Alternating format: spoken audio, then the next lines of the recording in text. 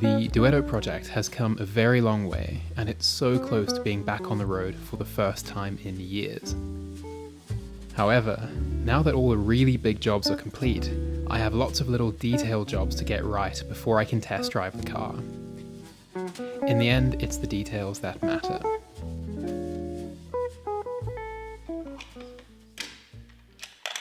These earlier 105 series cars have the fuse box in the engine bay.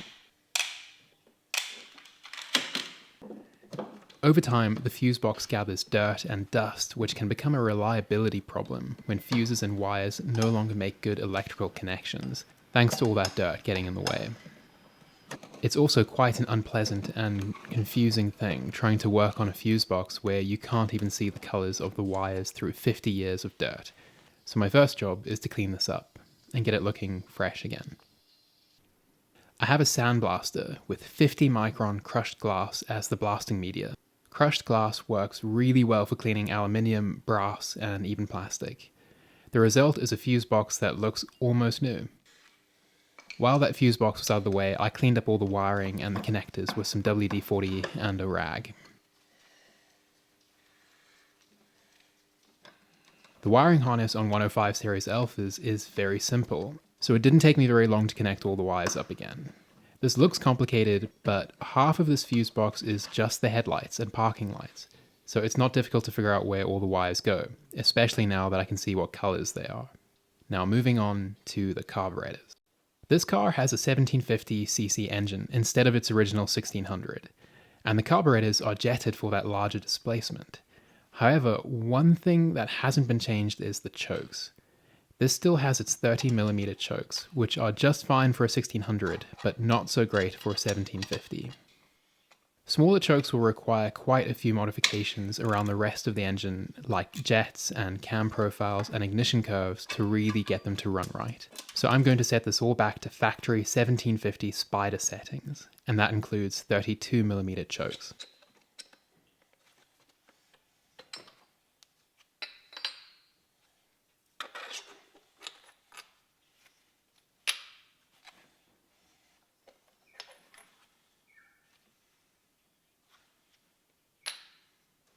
I had hoped I would be able to swap all of this over with the carburetors in place, but it seems I have a couple of very stuck Venturis, so the carburetors have to come out, unfortunately.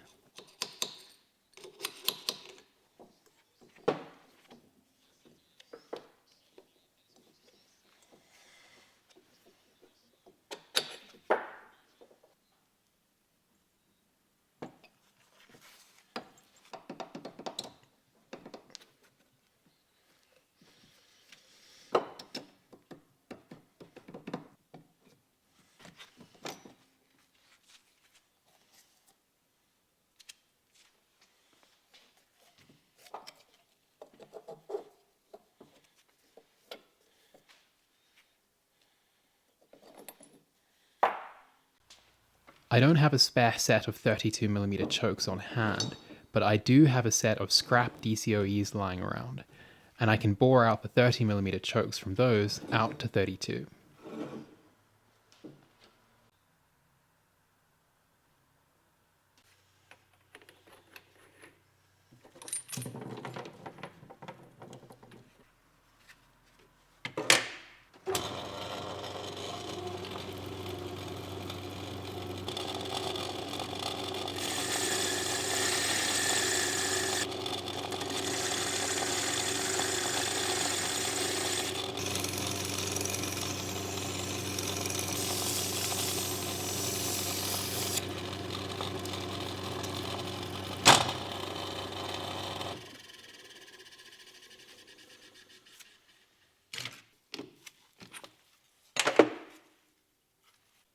With a little filing and sanding and a trip through the bead blaster, these chokes look pretty good. The profile might not be 100% correct, but these will be much better than the 30s. I've also cleaned up a set of 45 Venturis for this job.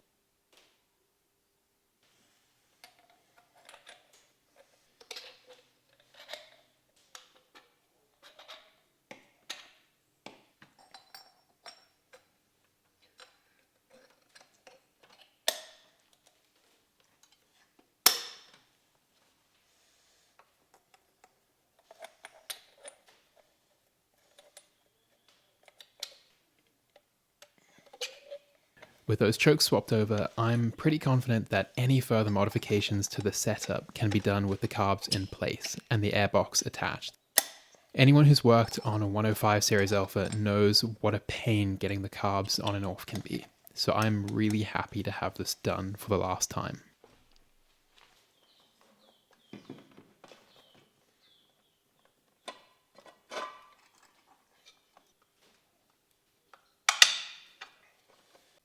And while I'm in here, I'm going to change the cylinder head nuts and washers and the lifting point for some refurbished ones, just so things look a little bit neater.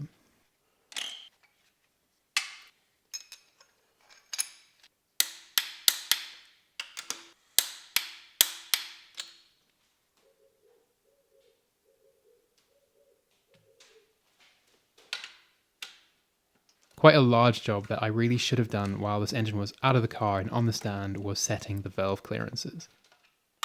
On the 105, this is not so easy.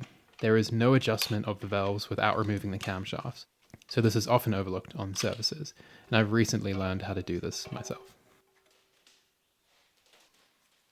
Unfortunately for me, the clearances on this engine are out of spec. Not badly, but still out. So I'm going to set them right.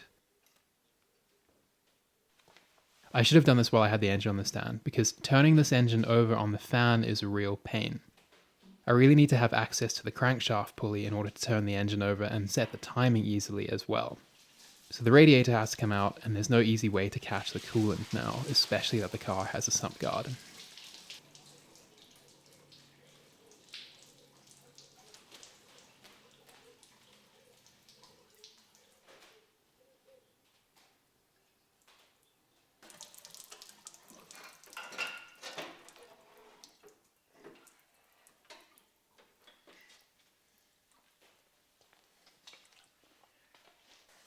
This is a huge mess and a real pain, but I guess it serves me right for not doing this before putting the engine back in the car.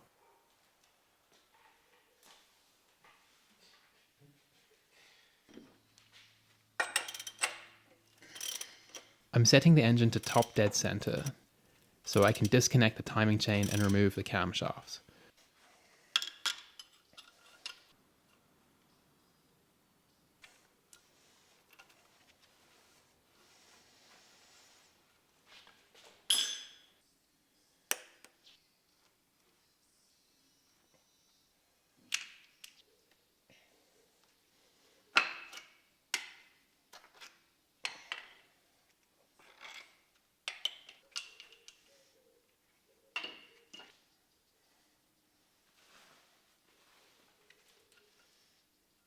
With those out of the way, I can turn the crank over 90 degrees so all the pistons are halfway up the cylinders, so I can spin a cam in place without any risk of valves touching pistons.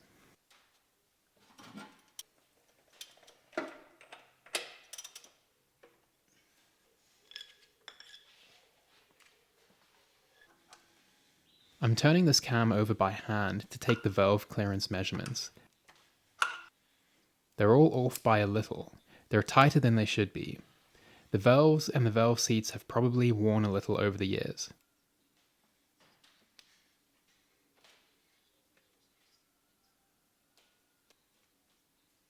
Once I know what the current clearance is, I can pull the cams out again and remove the followers with the shims.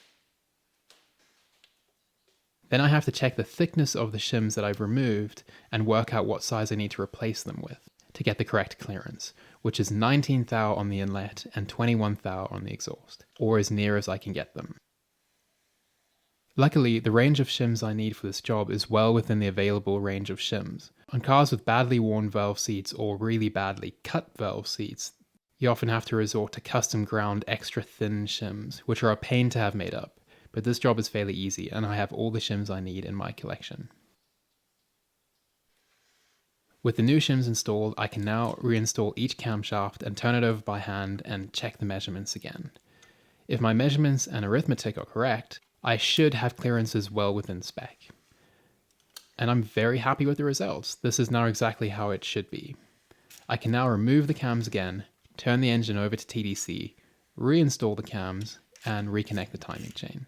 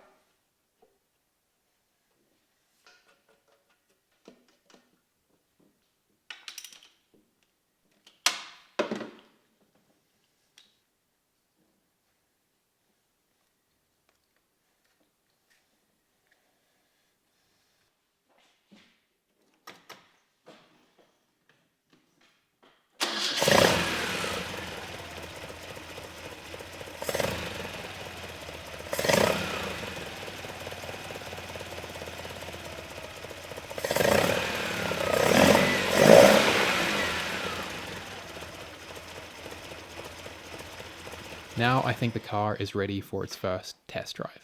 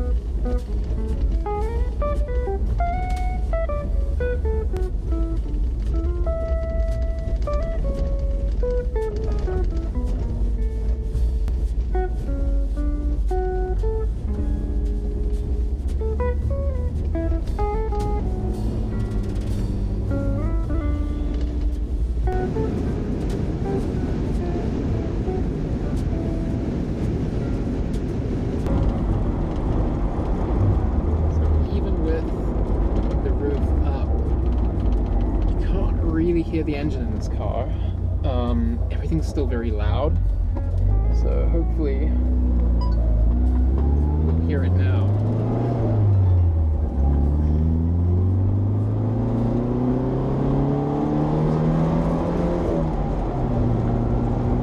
There we go.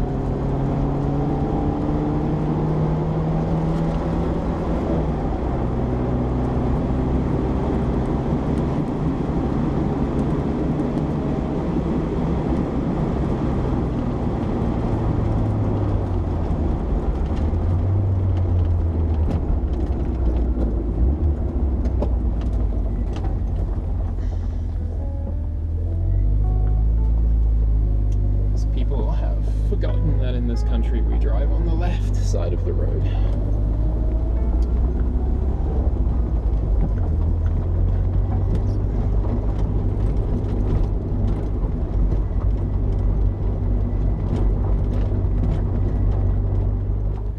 For the first drive, I've just done a few kilometers down the road to my local coffee shop, and I'm quite happy with how it went. It sounded good, made good power, and it didn't have any issues really. Obviously, there's still a fair amount of work tuning this car and chasing down further problems, but I think I'm going to have to leave it here as far as appearing on the channel. I've had this car with me for over a year, slowly bringing it back to life, and it needs to go back to its owner. This is the second 1967 Duetto I've had to say goodbye to, and maybe one day I'll have one of my own. I've felt hung up on this video series for a few months now, and I've struggled to get this video edited. I just didn't know where it was going, so I've decided to just put it out and end the Duetto series here. I have a series already shot and partly edited about my own car, my 1967 Giulia TI named Porco, which needed a lot of love after years of neglect. And I'm excited to start uploading content about that car, which will start a new chapter on the channel. So thanks for watching, and thank you for being patient during my absence. The Porco series will start this coming week, and I've saved the new patron shoutouts for that video. I feel like it's a more appropriate place for them. So thank you again, and I'll see you guys next week.